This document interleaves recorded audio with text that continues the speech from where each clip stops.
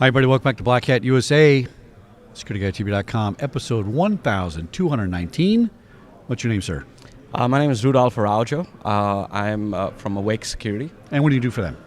So I do a bunch of everything, but primarily I run the marketing team at Awake and focus on product marketing and our messaging and positioning. So tell us what you guys do. So we're a network traffic analysis solution.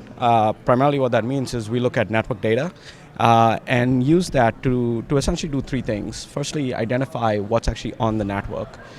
You might find this amazing, but the average customer knows of about 30 to 40% of what's actually on their network. That's it? Yeah, wow, that's scary. If you think about the things that are on the network, right? Your thermostats are on the network these days. Your That's true. Polycom phones are on the network. Your printers are on the network. And historically, we haven't thought of those as part of our attack surface. Yeah, that's true. Right? Yeah. But as you probably saw the report that just came out from Microsoft, the Russian-based threat actors hacked into 1,400 organizations through three devices: their voice-over IP phones, their IP cameras, and their video recorders. Right. So these are very much network devices. They're vulnerable in all the same ways, and in a lot of times they're not configured correctly. In this case, they have default passwords. This is a manufacturer problem. And exactly. When I was in the biz, physical security, we would buy cameras from manufacturers that said password 01, and back then they didn't care, and they should care more about it. I don't know. Yeah, if you think about it from an attacker's perspective, right? Like, why would you bother creating or buying expensive zero-day malware for a Windows or a Mac OS system when you can log in with admin? Remember the guy in Russia that had all the baby monitors in the world hooked exactly. up? I mean, it's like, wow, Exactly.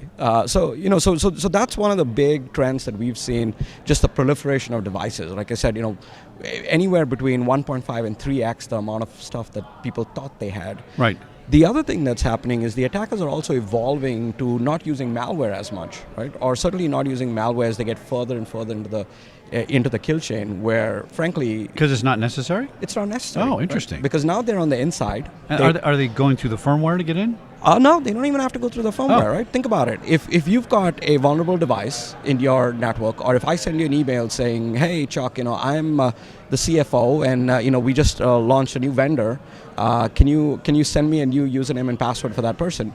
If I have those credentials, I can now be the equivalent of someone on your internal network. Right. So I can use all of the commands and all of the privileges that come with that account. I don't need to use malware. And why would I? Because I'll be caught if I do. This bothers me. It does. It's sloppy hygiene. It is. And what happens is these things blend in, right? In fact, they're called living off the land attacks because... Oh, interesting. I haven't heard that term. You're living off the land. That's right. Yeah. You're not bringing anything else into the mix. And security teams just struggle with that, right? Because all of our instrumentation historically is built on finding the bad stuff. Right. But if the bad stuff and the good stuff look the same, oh yes, how do you spot that, right? So we've tried to take a data science-based approach, analytics-based approach to figure out, okay, what fits and what doesn't. Now, maybe I'll give you a story, right? So talking about the Polycoms, we had a big financial services customer that had, they deployed our tech, and one of the things they found was they had about 70,000 Polycoms in their environment. 70,000? Yeah, which, they looked at that and said, typical security team approach. And they said, okay, that's interesting, but why should I care? Right. And we said, well, the reason you should care is there's 4 of those phones that are doing something that none of the other 17,000 are doing. They're uploading data every once in a while to AWS. Well, to make a long story short, turns out there was someone in IT that was virtually tapping these phones. Oh. Right, they're software phones. So yeah, that's right. You don't have to go physically tap anything. Right. You just press a button, and then he was uploading those call recordings off to AWS and then downloading them to his device. And his objective was insider trading, ransom, blackmail, etc. And it's a good example of how, both from an attack perspective, this was not part of their attack surface in their minds. Right. But again, no malware. Right? So how does even a highly equipped security team find that? Yes, this is an excellent point. Excellent point. So the question is, how do you find it? the $64 million question, right? So what we do is, when we sit on the network, we basically capture network data. And we do 3 things with it. The first thing is we identify what's actually on the network. And by that I mean we don't just tell you these are the sets of IP addresses, because IP addresses change all the time. Right. People move all the time. Right now, Chuck, you're in Las Vegas. Next week, maybe you're in San Francisco. Yeah. The week after, you're in New York. it's still you, it's still your device. If your device is compromised, that compromise is moving along with you. So we've built some technology that allows us to fingerprint your device and watch you as you move across the network, irrespective of IP addresses changing, locations changing, etc. What that allows us to do is also start to identify relationships between your device, your user, and other devices, users, etc. on the network, right? So we can say, you know what, Chuck always talks to Bob. Yes. But Chuck never talks to Alice. Yeah. Right. So that allows us to build what we call a knowledge graph of how your network works, how your network looks. Now, based on that, we can start detecting, because we can say, hey, these are all of the polycoms, but why are these 4 polycoms connecting to AWS every once in a while? Yeah, that's right. So that's what surfaces up the threats, if you will. But that's not the end of the puzzle, right? Because if you're a security analyst, you don't get to go home once the red light goes off. That's right. Unfortunately, that's when your work starts. Right. So what we've done is also given you the ability to investigate and then respond to those incidents. Okay, good. Right? So you can say, okay, hey, who else was talking to those polycoms? Or who else was talking to that AWS location? And that's essentially how we were able to catch this IT guy, back at this financial services organization, because he was the only other person accessing that location where the call recordings were. So we got some behavior analytics in there in a way. Exactly. Yeah, very exactly. interesting. There's just a number of these use cases again where the attackers are targeting something that's beyond just the kind of the expected attack surface. Right. And they're using techniques that are blending in, right? So it would be very easy to miss for even the most well-equipped security teams. Now, are you one of the few people that do this, or the only people that do this? Yeah, so there's been a couple of different approaches to this problem already, right? So the challenge with those approaches is they tend to be very noisy.